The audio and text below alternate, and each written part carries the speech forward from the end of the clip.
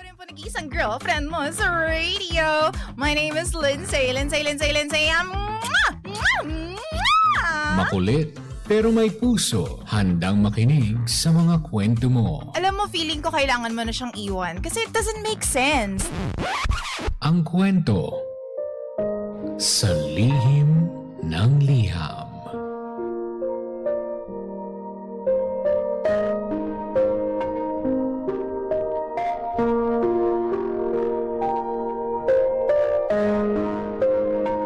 Mahal kong Lindsay.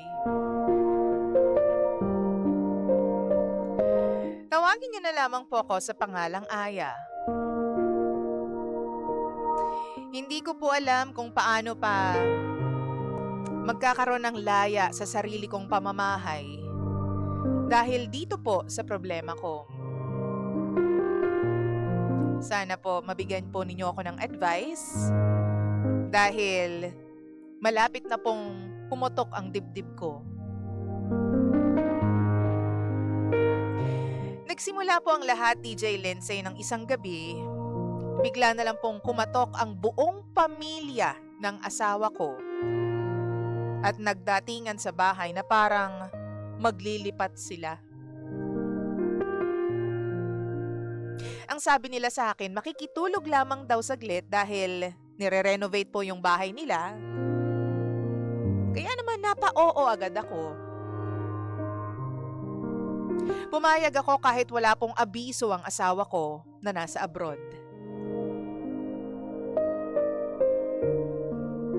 Ako pa ang mismong nagsabi sa aking mister na nandito ang kanyang pamilya. At kahit pa siya ay nagulat sa nangyari. Kalaunan nalaman ko ang totoo. Nalaman ko na wala na pala talaga silang bahay. At alam pala yon ng asawa ko. Okay lang naman makitira, DJ Lindsay. Walang problema sa akin yon. Pero ang mahirap po ay habang tumatagal, sila na po ang nagdidikta kung anong lulutuin ko, kung anong oras kami kakain, at anong oras ako matutulog. Hindi ko rin maintindihan kung bakit pati sa banyo, palaging ako ang huling gumagamit. Dapat matapos muna silang lahat bago ako maligo o gumamit ng CR. Pati sa pagkain, maswerte na lang ako kung titirahan ako ng kanin. At dapat ako pa rin ang huli. Sa sarili ko pong pamamahay, DJ Lindsay. Hindi ako makagalaw ng malaya kahit simpleng midnight noodles lang. Kasi nga, ang sabi, may oras daw ang lahat ng bagay. Nakakapagod po. Kasi, ako na nga naglilinis. Ako pa ang nagbabayad sa bahay. Pero parang ako ang nakikitira. Hindi ako sumabog, hindi rin ako nag-eskandalo. Hindi ako nagsabi ng nararamdaman ko doon sa pamilya ng asawa ko dahil ayaw kong matawag na bastos at walang galang. Pero DJ Lindsay, tahimik lamang po akong nag-impake at umalis ng walang paalam. Ilang araw na po akong wala pero wala man lang nakapansin sa kanilang lahat.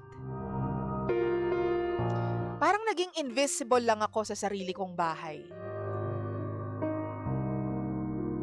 Nung dumating po ang naniningil para sa upa, sila ang nadatnan at sila ang napilitang magpaliwanag. Doon lamang ako tinawagan ng asawa ko at pinabalik sa bahay para bayaran ang renta. Ang pinakamasakit dito ay parang bumaliktad na ang asawa ko. Yung dating kasangga ko, siya pang nagsabi sa akin na hindi niya ako susuportahan kapag hindi ako bumalik sa bahay. Wala akong choice, DJ Lindsay. Mahal ko ang asawa ko. Ayokong masira kami ng dahil lamang sa pamilya niyang bigla na lang dumating sa bahay namin. Kaya pinili ko pa rin ang pamilya niya. Simula noon, wala na masyadong tawag sa akin ang asawa ko. Doon pa lang nalaman ko na kung sino ang top priority niya. Ngayon, nandito po ako sa isang maliit na bed space. Sa umaga, dito ako nakatira. Pag kailangan ng matulog, umuuwi ako sa bahay para hindi mapansin ng pamilya ng asawa ko na masama ang loob ko. Tahimik ako pero mabigat pa rin po ang kalooban ko at ang isip ko. Hanggang ngayon, iniisip ko kung saan na mapupunta yung pagsasama namin kung hindi ako ang priority ng asawa ko.